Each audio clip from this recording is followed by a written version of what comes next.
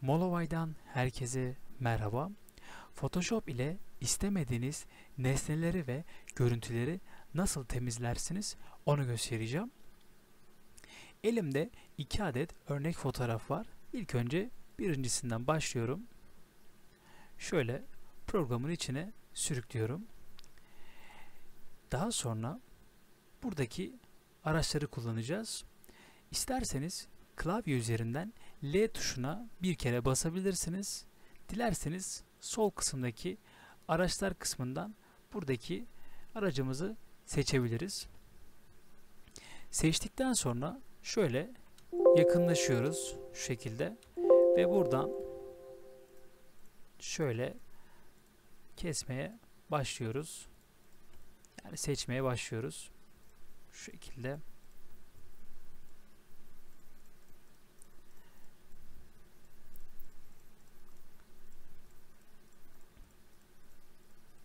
Yani şu kısımdan almanıza gerek yok.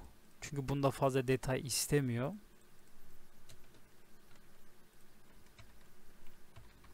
Şöyle.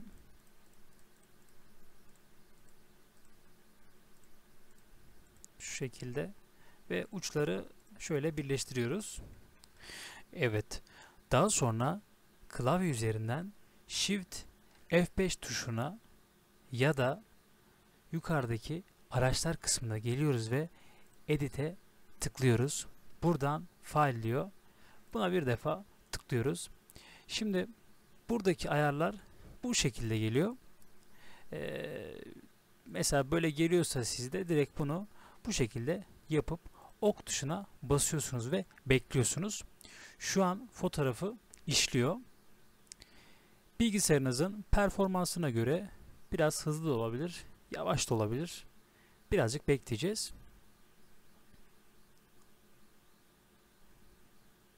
Evet, şu an fotoğrafı tamamen kaldırmaya çalışacak bu kısımdan.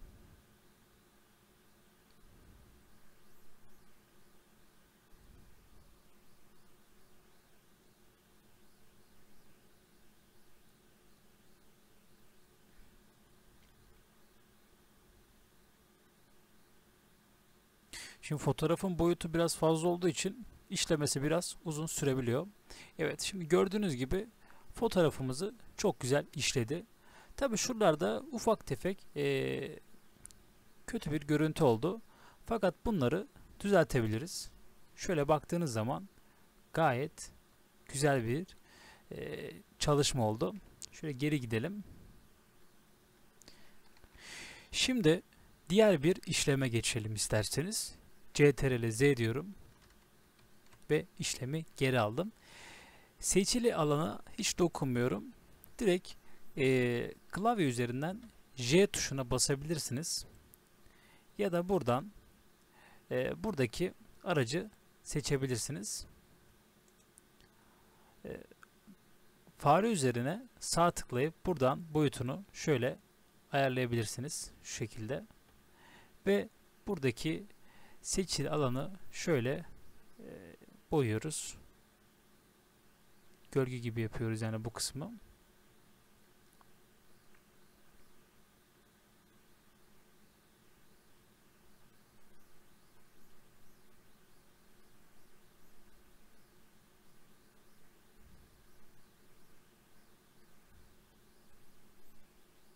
Evet. Şimdi her yeri seçtiğimize göre her yeri seçtik. Evet. Şimdi elimizi bırakıyoruz. Yani çekiyoruz elimizi fareden. Bekliyoruz. Şu an işliyor.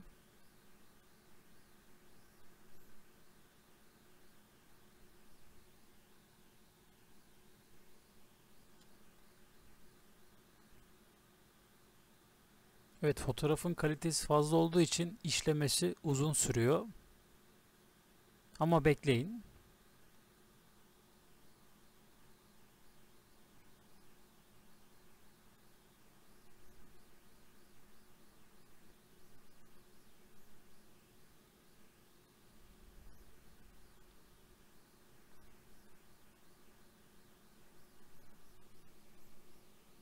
Evet, hala bekliyoruz.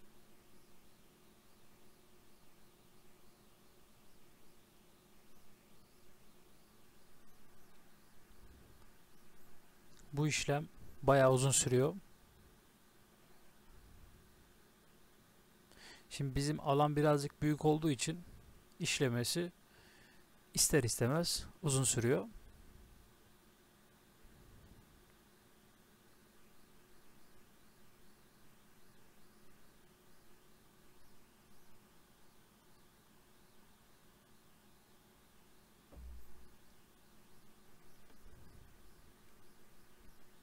İlk yaptığımız işlem kısa sürmüştü. Bu tabi birazcık uzun sürüyor. Böyle bitene kadar bekleyeceğiz.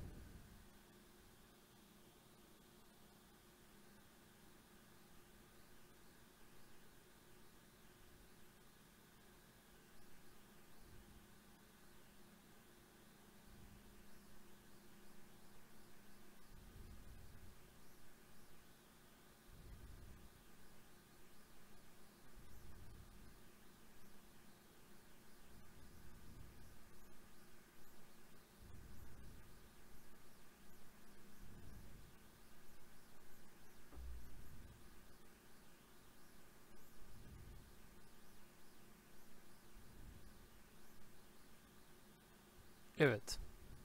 İşlemimiz bitti. Şöyle bir bakalım isterseniz. Tabi bunda daha fazla şey oldu böyle. İşleyemedi aslında bunda. Çünkü şöyle baktığımız zaman hani bu fotoğrafın üzerinde birazcık durmamız gerekiyor bizim. Çünkü temizlememiz lazım. Yani şu kısım biraz iyi olmuş da şuradaki çizgiler, hatlar belli olduğu için bu fotoğrafı tekrardan düzenlememiz gerekiyor aslında. Evet, şimdi işlemi geri alıyorum. Şöyle. Şimdi diğer aracımız ise şuradaki kısma geliyoruz. Page Tool. Buna bir defa tıklıyoruz ve şöyle seçmeye başlıyoruz. Bu araçta nesneye en yakın yeri klonluyor. Yani direkt kopyalıyor. Yanında deniz varsa denizi kopyalar ya da herhangi bir nesne varsa aynısını o kısma direkt kopyalar. Şimdi göstereceğim sizlere. Şu şekilde birleştirdim. Ve şöyle üstüne geldiğimiz zaman iki tane ok işareti çıkıyor böyle. Şimdi şöyle yana doğru çektiğimiz zaman, ama hizalı çekmeye çalışın. Şöyle. Çıkmayacağız. Evet. Şu an burada duracağım. Şu an işliyor.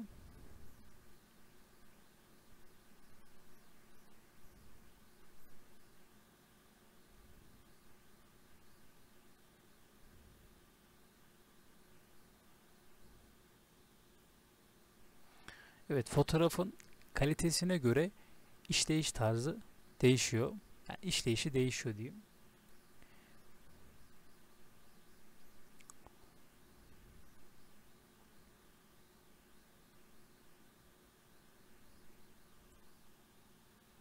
Şimdi bu kısım kaldı. Bu kısmı da tekrar düzenleyeceğiz. Şimdi geldi. Şimdi CTRL D diyorum ve bu sefer şöyle bu kısmı seçiyorum şöyle ve şöyle sol tarafa doğru kaydırıyorum. Tekrar işliyor. Ve gördüğünüz gibi. Şimdi buradaki nesne biraz büyük olduğu için böyle kötü bir görüntü çıkıyor. Tabii ki biz bu görüntüyü kurtarabiliriz. Ama onu bu fotoğrafta göstermeyeceğim. Şöyle geri gidelim. Evet. Evet, şimdi bu görüntüyü kapatıyorum. Diğer görüntüme geleceğim. Şöyle kapatıyorum. Diğer görüntümü alıyorum ve buraya atıyorum. Şimdi elimizde şöyle bir fotoğraf var. Şuradaki insanların olmasını istemiyoruz. Onları kaldıracağız. Tabi biraz zor olacak. Şimdi şöyle yapacağız. İlk yaptığımız yöntemi burada uygulayacağız. Bu kısma geliyoruz şöyle. Tabii ilk önce şuradan seçmemiz lazım. Şimdi şöyle seçiyoruz. Tek tek.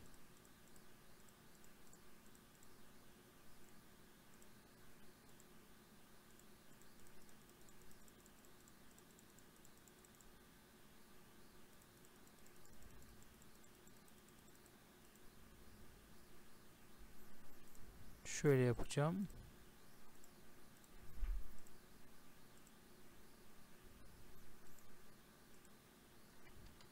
Hatta direkt şöyle yapalım. Yanlış oldu çünkü. Şöyle tepeden şu şekilde. Evet. Şimdi ince bir ayar girmedim. Bu şekilde deneyeceğim. Hemen edit kısmına geliyorum. Buradan şuradaki kısmı seçiyorum ve ok diyorum. Şu an işlemesini bekliyoruz. Şuradaki yüzü mesela kaldıracağız. Kötü bir görüntü oluyor.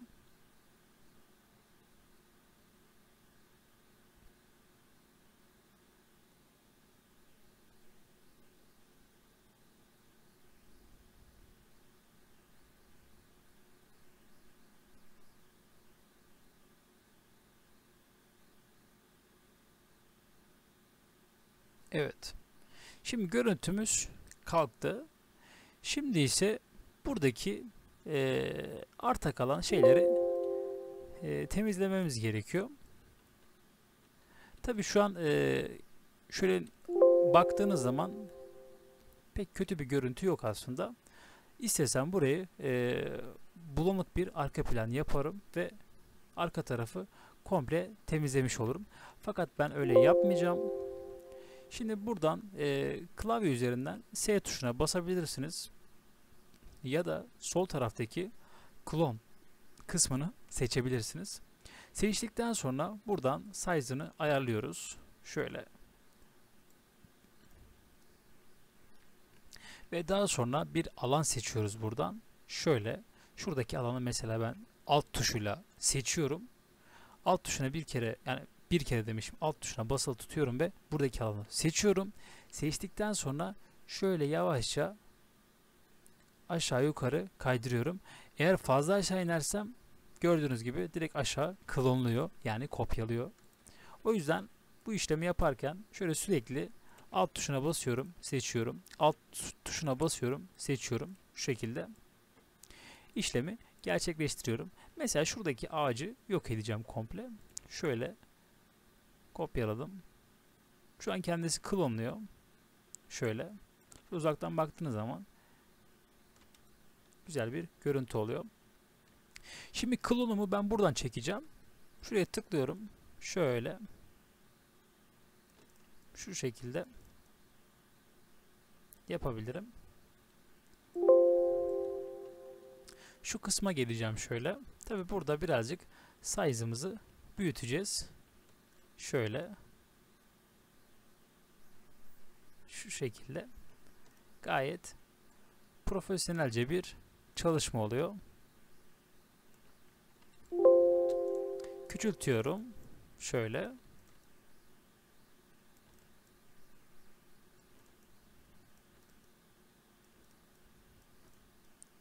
Fazla girmemeye çalışıyorum. Çünkü görüntü bozulabilir. Şimdi mesela buradaki görüntüyü şöyle yapacağım. Yine şuradaki aracımı şöyle seçiyorum.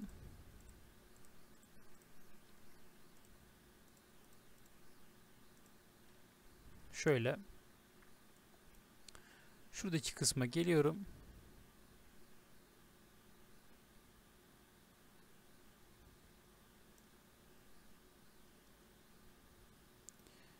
Şimdi tekrar işlemi geri alıyorum. Yukarıdaki kısmı kopyalıyorum. Şöyle uzatıyorum. Aşağı doğru. Ve Enter diyorum. Şimdi burayı düzeltmesi daha kolay olur. Şöyle hemen göstereceğim size. Tekrar klon aracımı alıyorum. Şöyle. Ve düzeltmeye başlıyorum. Sadece uç kısımlara giriyorum şöyle. Şu şekilde. Şuradan alırsak daha iyi olur. Şöyle.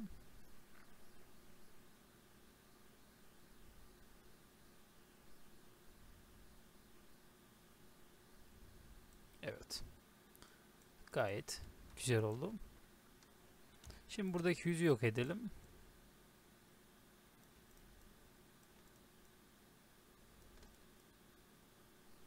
Evet. Gördüğünüz gibi oradaki yüzü de yok ettik.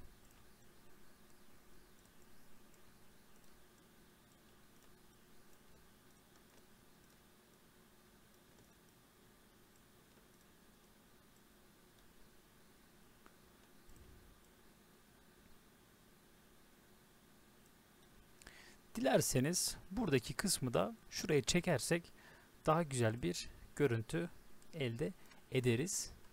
Onu da klavye üzerinden M tuşuna basabilirsiniz ya da şuradaki kareyi seçebilirsiniz.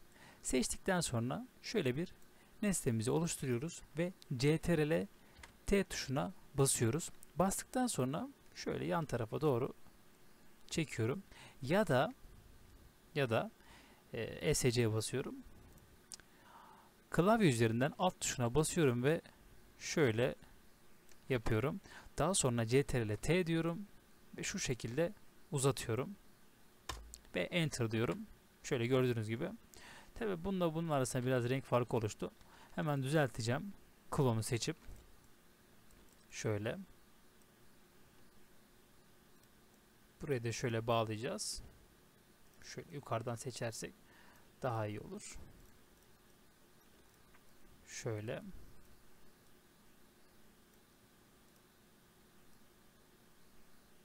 Evet. Şu an daha güzel oldu. Şöyle yaparsak evet. Gördüğünüz gibi işlem bu kadardı. Başka da bir şey yok. Umarım videoyu beğenmişsinizdir.